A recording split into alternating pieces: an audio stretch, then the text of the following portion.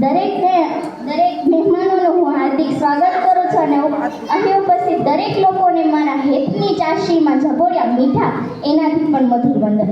મારો ટોપિક એ છે કે દીકરી. તો તમે સૌ શાંતિથી સાંભળો એવી મારી નમ્ર વિનંતી કે પપ્પાની વાલી, માની લાડકી, ભાઈની પ્યારી, બહેનની દુલારી, તહેવારમાં પૂજાતી અને વ્યવહારમાં લક્ષ્મી રૂપે સચવાતી, શબ્દોમાં સરસ્વતી રૂપે વહેતી, અનેક રૂપે દીકરી સદાકાળ અવતરી. કહેવાય છે કે પિતાનો અઢળક પ્રેમ અને માતાનો નિર્મળ વાલ આ બંને ભેગું થાય અને આકાશમાં જે હેલી ચડે ને તેની વાદળી બંધાય અને જે આનંદ વરસે એનું નામ દીકરી. એક લીલા પાનની અપેક્ષા હોય પરંતુ આખું સત ઘરે લાવે એ દીકરી. દીકરી એટલે માત્ર ઘરમાં જ નહીં, હોઠ, હૈયા અને શ્વાસમાં સતત વસેલી વસંત. દીકરી એટલે ખિસ્સામાં રાખેલું ચોમાસું. દીકરી એટલે ઈશ્વરના આશીર્વાદ નહીં કે દીકરી એટલે ઈશ્વરના આશીર્વાદ નહીં પણ દીકરી એટલે આશીર્વાદમાં મળેલા ઈશ્વર.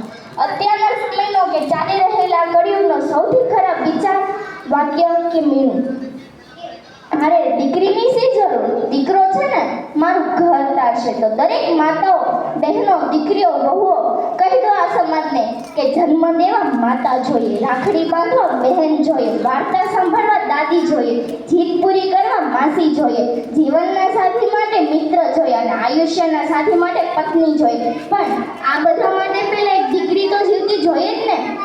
પહેલાના સમયથી ચાલી આવેલા એક રિવાજ કે રસમ જે હજુ પણ ચાલે છે એ છે આનું.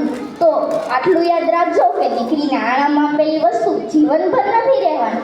એ દીકરીને આણામાં આપેલી વસ્તુ જીવનભર નથી રહેવાની. તેને ભણતર સાથે ગણતરનો આણો આપો તો જેવા એક સાથે એક નહીં પણ અનેક આણા ખરીદી શકે. અને હાલના સમયમાં તો દીકરીઓ પોતાના આણા સુધી પણ સીમિત નથી. મારો કહેવાનો મતલબ એવો છે કે દીકરીને માત્ર લાડવા સુધી સીમિત ના રાખો, તેમને પોતાની સેફટી માટે પણ શિક્ષિત કરો. કારણ કે હમણાં જ હાલના એક ઘટના લઈએ તો કોલકાતામાં રહેતી એક દીકરી કે જે ટ્રેનિંગ ડૉક્ટર હતી, જે લોકોના જીવ બચાવતી હતી અને આપણા ભારતમાં તો ડૉક્ટરને ભગવાનનો દરજ્જો આપવામાં આવેલો છે. તો તેના ફરજ બજાવવાના સ્થાન એટલે કે હોસ્પિટલમાં જ આટલી ખરાબ રીતે હત્યા થઈ કે જે હું ગણવી પણ ના શકું. તો એ તો કઈ રીતે સહન કર્યું હશે. અને જો એ કદાચ અત્યારે જીવિત હોત ને તો જીવતે જીત મરી જાત. અને જો એ જીવિત હોત તેના શબ્દ કંઈક આવા હોય કે આજ देश तो आज़ाद है मेरा तो फिर मैं क्यों आज़ाद ना थी, इंसान तो वो भी थे पर इंसानियत उनमें क्यों ना थी, दूसरों के जान बचाती थी मैं, फिर खुद को बचाने मुझमें जान. अगर सच में भगवान है यहाँ, अगर सच में भगवान है यहाँ तो उन तक मैं क्यों पहुँची ना थी. मैं चीखी थी, चिल्लाई थी, गिड़गिड़ाई थी उन दरिंदों के सामने, फिर रद्दी भर भी शर्म उन हैवानों में क्यों ना थी. आज देश तो आज़ाद है मेरा तो फिर मैं क्यों आज़ाद ना थी. બસ આવી જ ઘટના અવારનવાર બન્યા કરે છે અને મારા જેવી લાખો દીકરીઓના સફળતાના કે સપનાના દરવાજા બંધ થઈ જાય છે. ક્યાંક તો તે ડરી જાય છે, ક્યાંક તો ઘર પરિવાર કે સમાજ તેને ડરીને બહાર જવા દેતો નથી. શું સાચેમાં દીકરી પર બંધન જરૂરી છે કે આવા દરિંદાઓને ઘરમાં રાખવા જરૂરી છે. એક વખત આવા હેવાનોને ઘરમાં રાખીને તો જુઓ, તેમને સારા સંસ્કાર આપીને તો જુઓ, મારા જેવી લાખો દીકરીઓ પોતાના સફળતાના મુકામ સુધી પહોંચી શકશે, પોતાના સપના પૂરા કરશે. જો એક શક્ય હકીકત કહું ને તો સાચું હોય એ કડવું લાગે પણ સાચું છે એટલે કહું છું. જો તમારા ઘરમાં દીકરી જન્મે તેને બોજ ગણવાની જરૂર નથી. એ તમારા ઘરમાં દીકરી જન્મે તેને બોજ ગણવાની જરૂર નથી. તે તો દીકરી છે, તે તો તમારા કુળને તારશે જ. પણ જો તમારા ઘરમાં તમારા કુળનો દીપક એટલે કે દીકરો જન્મે તો તમારે હાલના સમયમાં ચોક્કસ ડરવાની જરૂર છે. એને સારા અને સાચા સંસ્કાર આપવાની જરૂર છે. તે કે કોઈ સમાજને લક્ષ્મીનું અપમાન કરીને ન આવે કે કોઈ દીકરીનું અપમાન કરીને ન આવે. પોતાના ઘરમાં જેમ સ્ત્રીનું ઇજ્જત કરે તેમ દરેક સ્ત્રીનું દીકરીનું ઇજ્જત કરે અને તો જ તે આગળ જતા સારા રસ્તા પર વળશે.